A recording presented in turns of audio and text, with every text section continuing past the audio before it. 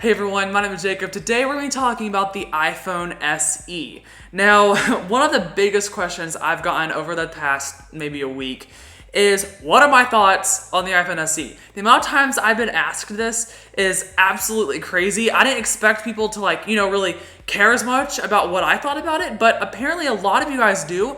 So I wanted to make a quick little video explaining to you guys my thoughts on it and kind of what the iPhone SE is. Now, like I said, these are my thoughts. So, everyone's different, especially with buying technology. People use technology for different reasons. So I can't give you a straightforward answer. So if you're looking for that, this is not the video for you. I mean, there's really not going to be a video that can really give you a straightforward answer. But if you're thinking about buying an iPhone or an iPhone SE, upgrading from an old phone, I would definitely recommend at least sticking through a little bit through this video, because I might bring up a point that you haven't thought of yet, and maybe might want you to think about maybe buying it or maybe not buying it. So yeah, that's what we're talking about today. First of all, this is what the iPhone SE looks like. There you go, right there.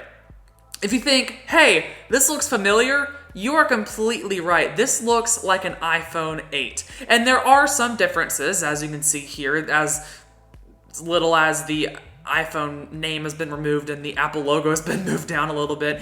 But yes, they do look a lot alike. Now, what is an iPhone SE? Let's start off with that. A little history lesson. In 2016, Apple released an iPhone SE. It looked exactly like an iPhone 5, but it had a lot of the same features as the iPhone 6s. That's basically what it was. It was a cheaper phone for people who wanted an iPhone that didn't have the money to spend on a higher end iPhone, or just wanted the same form factor as the iPhone 5.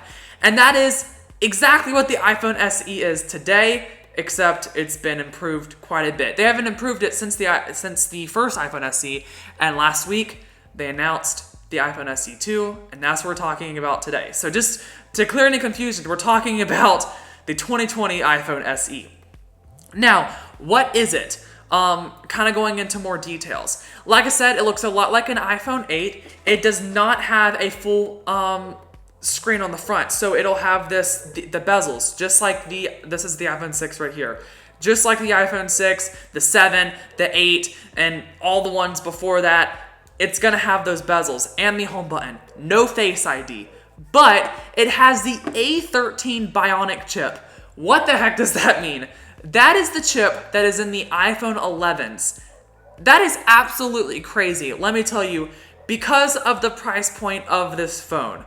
This phone starts at $400. Now, I know some people might think that's a lot of money, but an iPhone 11 Pro starts at $1,000. So this is an extremely cheap phone. And just wait to hear what this phone can do. So like I said, it has the same chip as the iPhone 11. So this means that the iPhone SE can do all of the same things that the iPhone 11 can do performance-wise. It'll be supported by iOS for the next many years, and yeah, it's gonna be extremely fast. Now, not only does it have that, it also can shoot portrait mode on the front and back facing cameras, which is absolutely crazy. Now, the one thing that you do need to know, the iPhone SE only has one camera.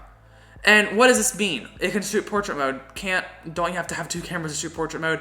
No, the iPhone SE is using software features to shoot portrait mode, so it doesn't need those two lenses, but that means that there are no telephoto or wide angle or ultra wide angle lenses on the iPhone SE. You only get the normal lens that you get on all iPhones, but it can shoot portrait mode, which is crazy. And not only can it shoot portrait mode, but it can shoot portrait mode with portrait lighting, and you can also change the background blurredness with a slider like the iPhone XS. Not even the iPhone X can do that. Another thing that's really cool to me is the iPhone SE has wireless charging, which is crazy because if companies like Apple are wanting to reduce the cost of what it takes to make a phone, the first thing that they're gonna take away is wireless charging. Like, the public doesn't need that. I mean, definitely, I would very much like it, but the public doesn't need it. It still has it though, which is absolutely crazy that a phone at this price point with all these features still has wireless charging. And that's basically all you need to know about the iPhone SE.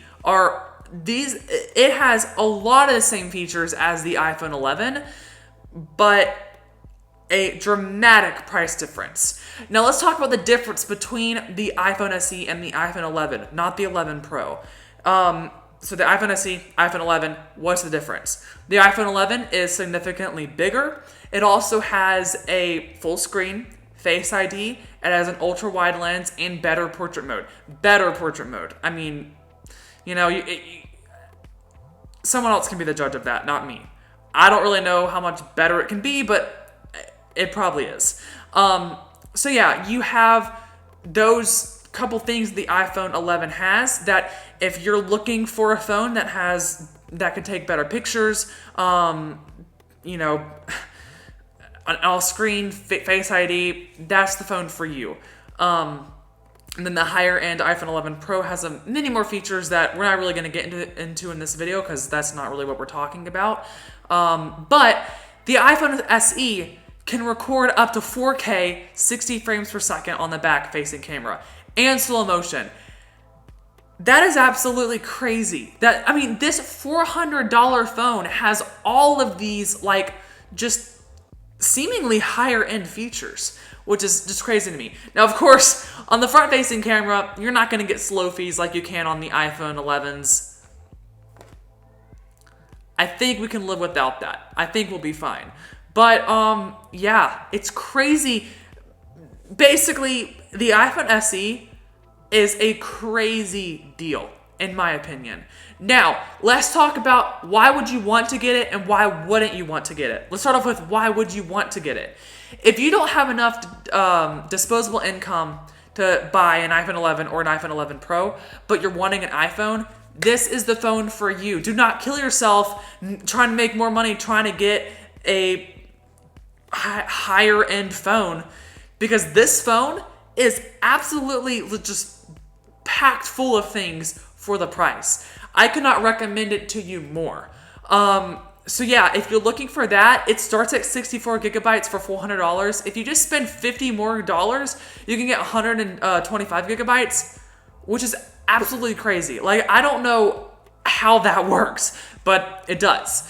So yeah, that's actually the overarching reason on why you would want to buy this phone, because of the price. Whether you don't have enough disposable income to buy a higher end phone, or you just don't care about spending a bunch of money on a higher end phone and you just want this phone will work for you. And not only will it work as a phone and as an iPhone, you can take some amazing pictures and videos, and yeah, it's crazy. The main reason that you would want to buy this phone over another current iPhone is because of the price. Baseline, that's it. That's basically it. Now, what are some reasons that you would not want to buy this phone? Now, we're going to throw money out of the window because I've already talked about that way too much. So we're going to say you have enough disposable income to buy an iPhone 11 or an iPhone 11 Pro. Now, like I said, the iPhone 11 is going to have much better pictures and video. I say much better, but to a normal, to just a normal consumer's eye, you're not really going to be able to tell much of a difference. It does have that wide angle or ultra wide angle lens, or whatever you want to call it, on there. So that is interesting, and you will get better portrait mode pictures. It also has Face ID and the full screen display. It does not have OLED. It does have the same A13 Bionic chip in it. But yeah, other than that, there's not much more of a difference. Now, the biggest difference you're going to get is an iPhone SE versus the iPhone 11 Pro. Now, these aren't even close to in the same market. So if you're thinking about buying an iPhone SE, you're probably not even thinking about buying an iPhone 11 Pro.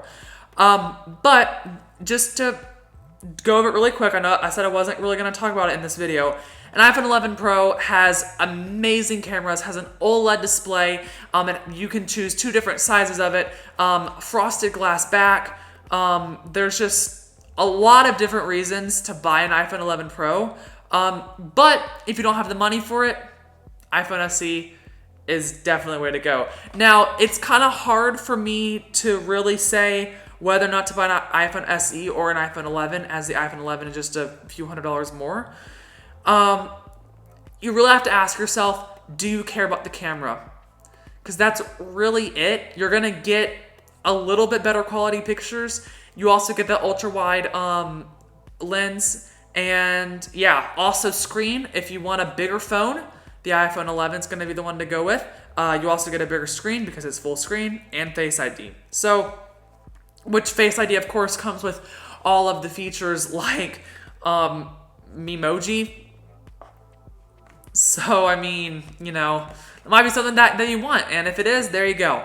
I'm going to leave a link in the description to Apple's website where you can compare all of the phones, because really it's just a personal decision that you need to make yourself. I can't tell you what to do. Me personally, I would never buy the iPhone SE solely because I want cameras like the iPhone 11 Pros. I love taking pictures, I love photography, I love videography. So having those cameras is really, really important to me. But for normal consumers, if you just want to post some good Instagram pictures, you know, an iPhone SE might be the way to go.